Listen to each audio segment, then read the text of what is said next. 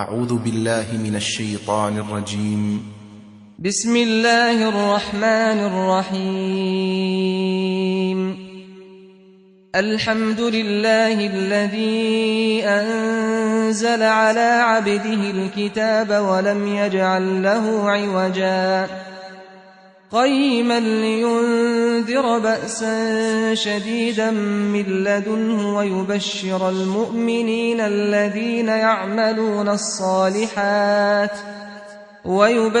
المؤمنين الذين يعملون الصالحات أن لهم أجرا حسنا ماكثين فيه أبدا وينذر الذين قالوا اتخذ الله ولدا ما لهم به من علم ولا لآبائهم كبرت كلمة تخرج من أفواههم إن يقولون إلا كذبا فلعلك باخع نفسك على آثارهم إن لم يؤمنوا بهذا الحديث أسفا إنا جعلنا ما على الأرض زينة لها لنبلوهم أيهم أحسن عملا وإنا لجاعلون ما عليها صعيدا جرزا أم حسبت أن أصحاب الكهف والرقيم كانوا من آياتنا عجبا إذ أوى الفتية إلى الكهف فقالوا ربنا آتنا من لدنك رحمة وهيئ لنا من أمرنا رشدا فضربنا على آذانهم في الكهف سنين عددا ثم بعثناهم لنعلم أي الحزبين أحصى لما لبثوا أمدا نحن نقص عليك نبأهم بالحق إنهم فتية آمنوا بربهم وزدناهم هدى وربطنا على قلوبهم إذ قاموا فقالوا ربنا رب السماوات والأرض لن ندعو من دونه إلها لقد قلنا إذا شططا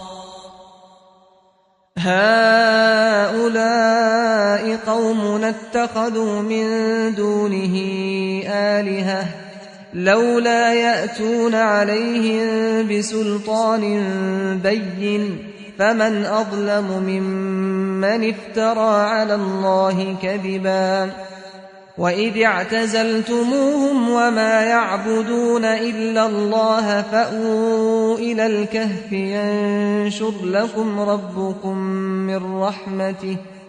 ينشر لكم ربكم من رحمته ويهيئ لكم من أمركم مرفقا وترى الشمس إذا طلعت تزاور عن كهفهم ذات اليمين وإذا غربت تقرضهم ذات الشمال وهم في فجوة منه ذلك من آيات الله من يهد الله فهو المهتد ومن يضلل فلن تجد له وليا مرشدا وتحسبهم أيقاظا وهم رقود ونقلبهم ذات اليمين وذات الشمال وكلبهم باسط ذراعيه بالوصيد لو اطلعت عليهم لوليت منهم فرارا ولملئت منهم رعبا وكذلك بعثناهم ليتساءلوا بينهم قال قائل منهم كم لبثتم قالوا لبثنا يوما أو بعض يوم قالوا ربكم أعلم بما لبثتم فابعثوا أحدكم بورقكم هذه إلى المدينة فلينظر أيها أزكى طعاما فليأتكم برزق منه وليتلطف ولا يشعرن بكم أحدا إنهم إن يظهروا عليكم يرجموكم أو يعيدوكم في ملتهم ولن تفلحوا إذا أبدا وكذلك أعثرنا عليهم ليعلموا أن وعد الله حق وأن الساعة لا ريب فيها إذ يتنازعون بينهم أمرهم فقالوا ابنوا عليهم بنيانا ربهم أعلم بهم قال الذين غلبوا على أمرهم لنتخذن عليهم مسجدا سيقولون 3 رابعهم كلبهم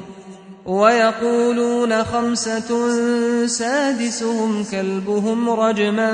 بالغيب ويقولون 7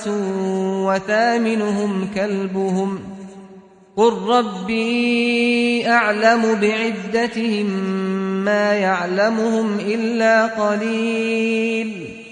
فلا تمار فيهم إلا مراء ظاهرا ولا تستفت فيهم منهم أحدا ولا تقولن لشيء إني فاعل ذلك غدا إلا أن يشاء الله واذكر ربك إذا نسيت وقل عسى أن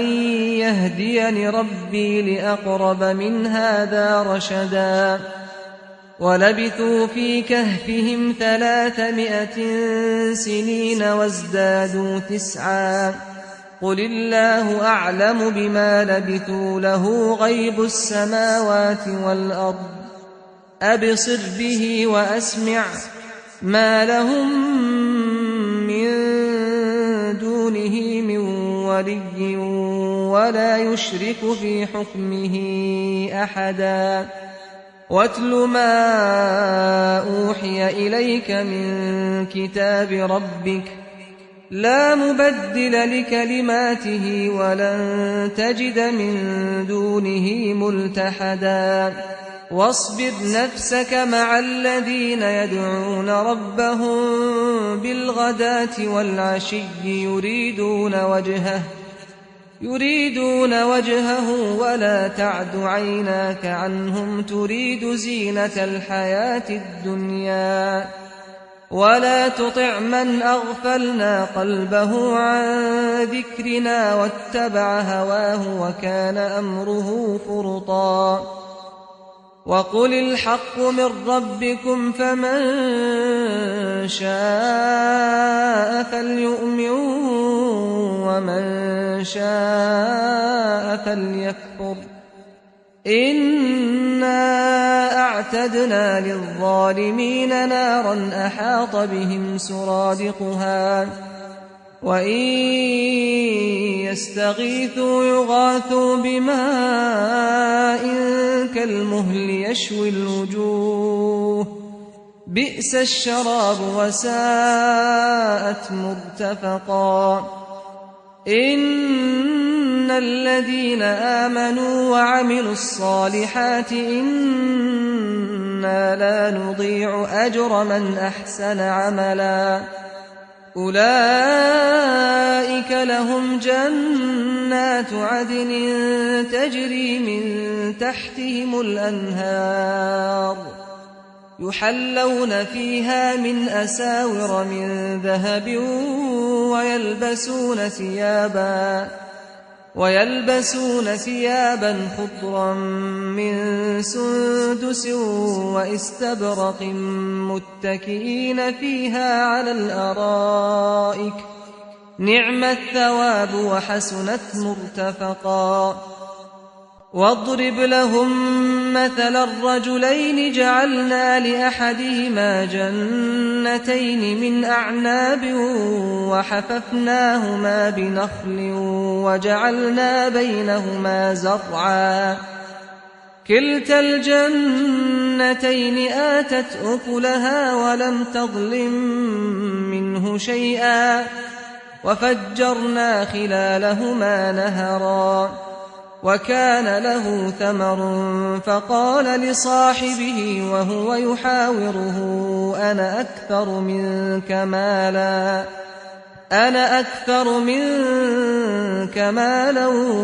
وأعز نفرا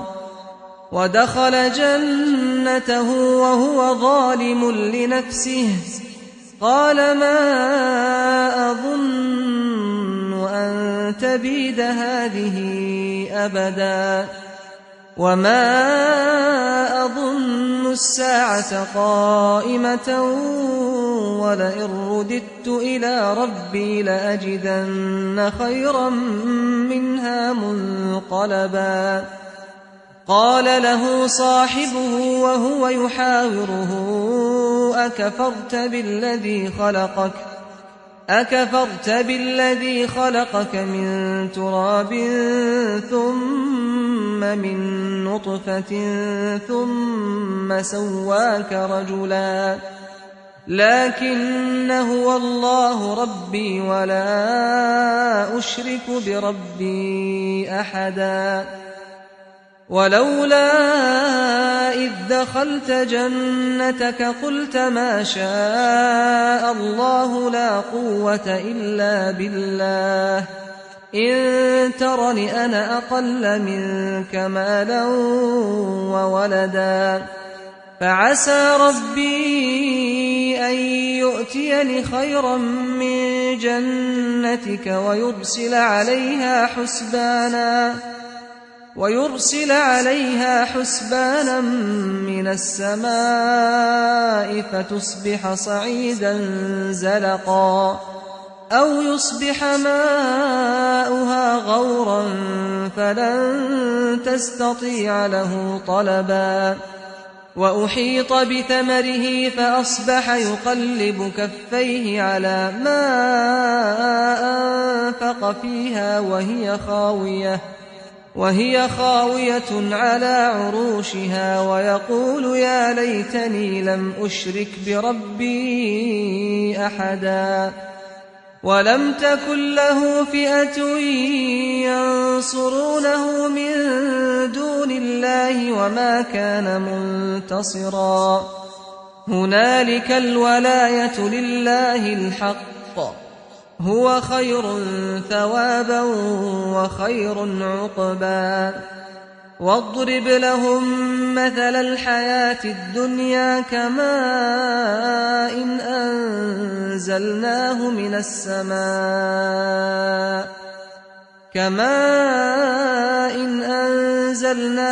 السماء فاختلط به نبات الأرض فأصبح هشيما تذروه الرياح وكان الله على كل شيء مقتدرا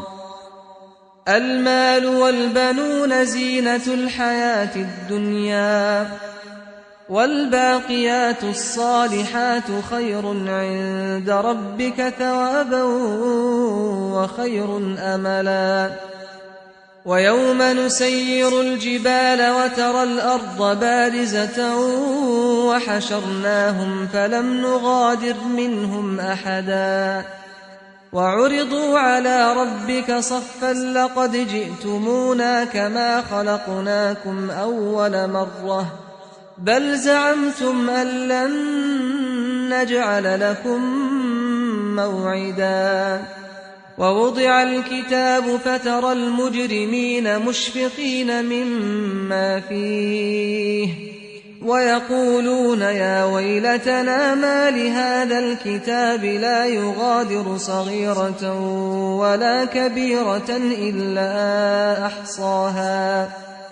ووجدوا ما عملوا حاضرا ولا يظلم ربك أحدا وإذ قلنا للملائكة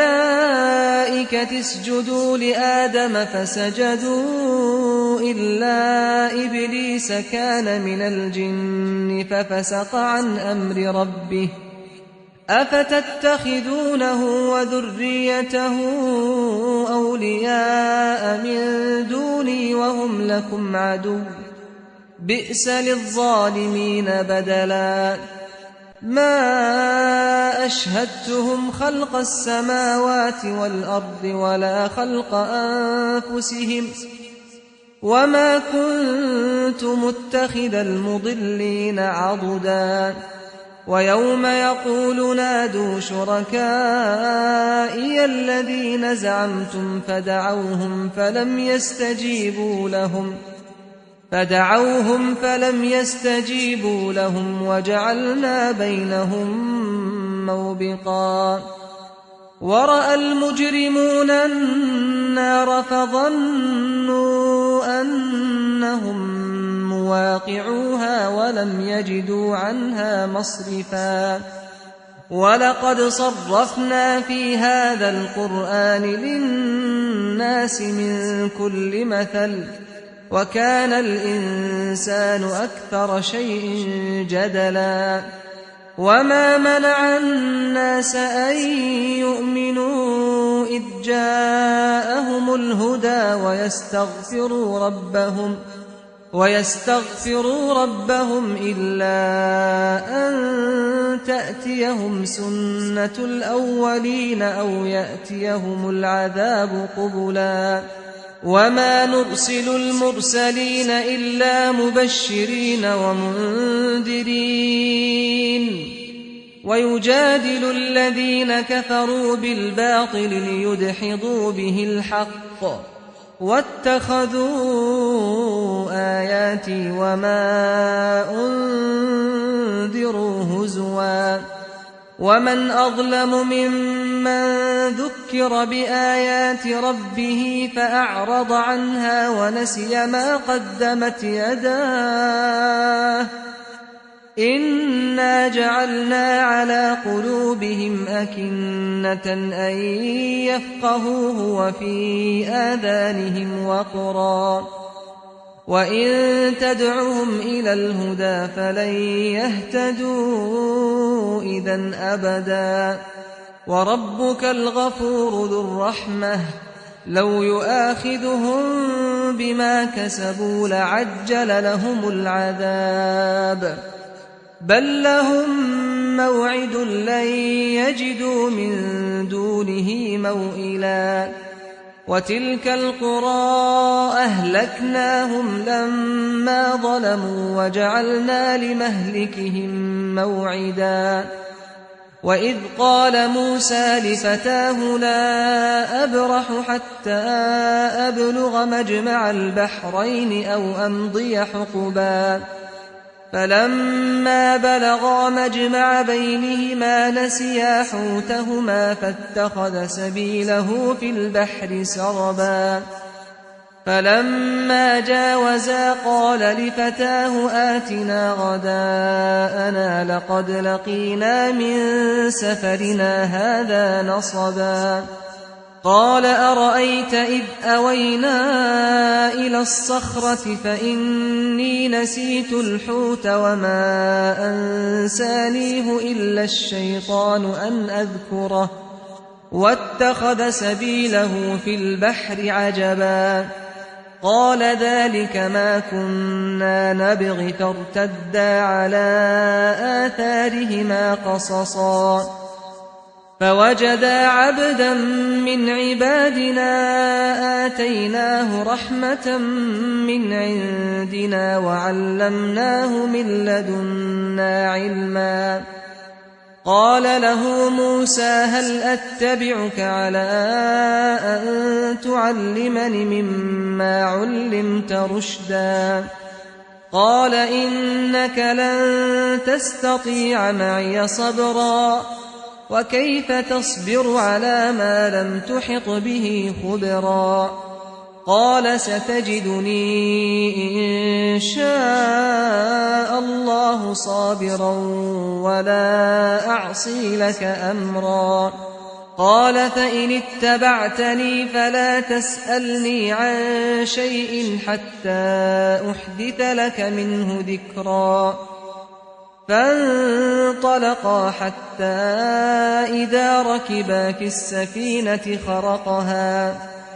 قال أخرقتها لتغرق أهلها لقد جئت شيئا إمرا قال ألم أقل إنك لن تستطيع معي صبرا قال لا تؤاخذني بما نسيت ولا ترهقني من أمري عسرا فانطلقا حتى إذا لقيا غلاما فقتله قال أقتلت نفسا زكية بغير نفس لقد جئت شيئا نكرا قال ألم أقل لك إنك لن تستطيع معي صبرا قال إن سألتك عن شيء بعدها فلا تصاحبني قد بلغت من لدني عذرا فانطلقا حتى إذا أتيا أهل قرية استطعما أهلها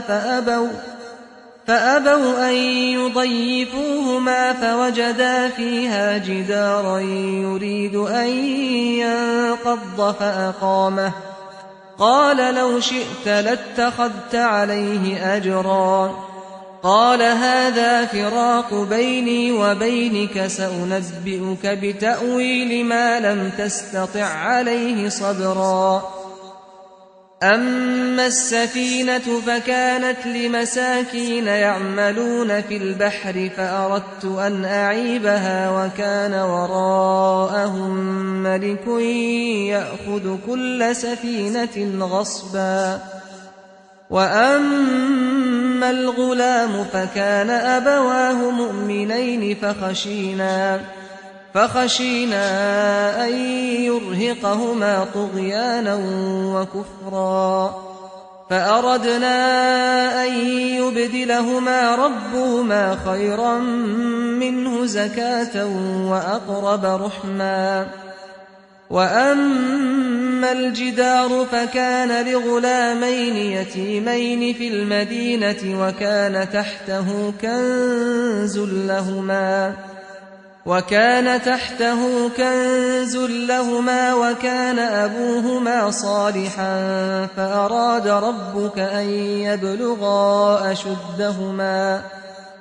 فأراد ربك أن يبلغا أشدهما ويستخرجا كنزهما رحمة من ربك وما فعلته عن أمري ذلك تأويل ما لم تسطع عليه صبرا ويسألونك عن ذي القرنين قل سأتلو عليكم منه ذكرا إنا مكنا له في الأرض وآتيناه من كل شيء سببا فأتبع سببا حتى إذا بلغ مغرب الشمس وجدها تغرب في عين حمئة ووجد عندها قوما قلنا يا ذا القرنين إما أن تعذب وإما أن تتخذ فيهم حسنا قال أما من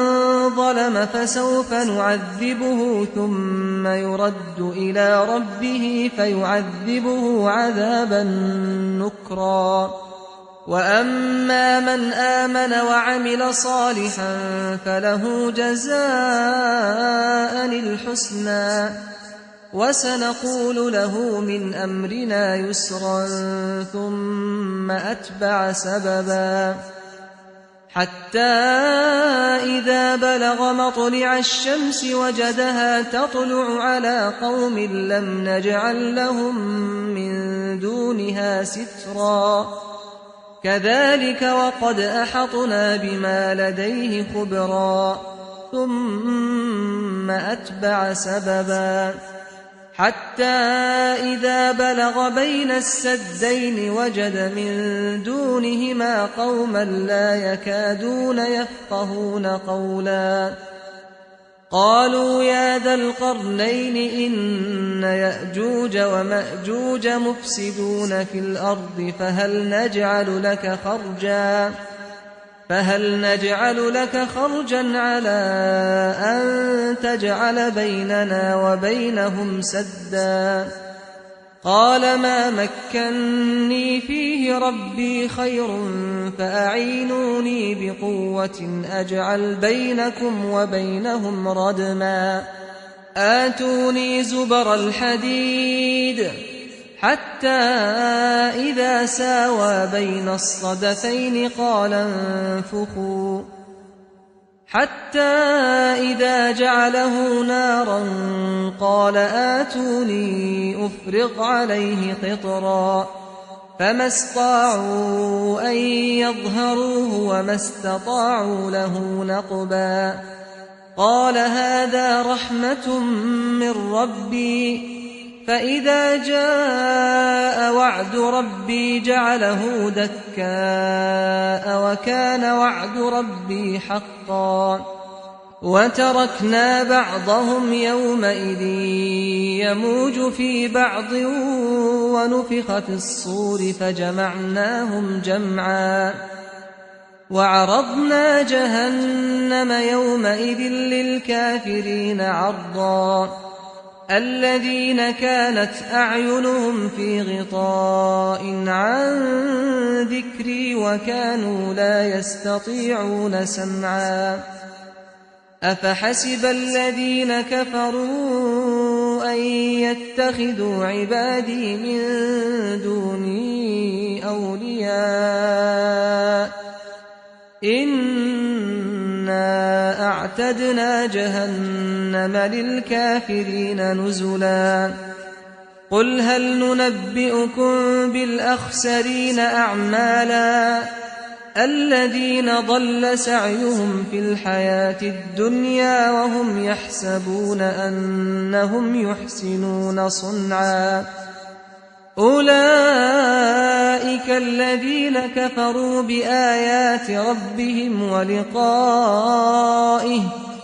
فحبطت أعمالهم فلا نقيم لهم يوم القيامة وزنا ذلك جزاؤهم جهنم بما كفروا واتخذوا آياتي ورسلي هزوا إن الذين آمنوا وعملوا الصالحات كانت لهم جنات الفردوس نزلا خالدين فيها لا يبغون عنها حولا قل لو كان البحر مدادا لكلمات ربي لنفد البحر قبل أن تنفد كلمات ربي ولو جئنا بمثله مددا قل إنما أنا بشر مثلكم يوحى إلي أنما إلهكم إله واحد فمن كان يرجو لقاء ربه فليعمل عملا صالحا ولا يشرك بعبادة ربه أحدا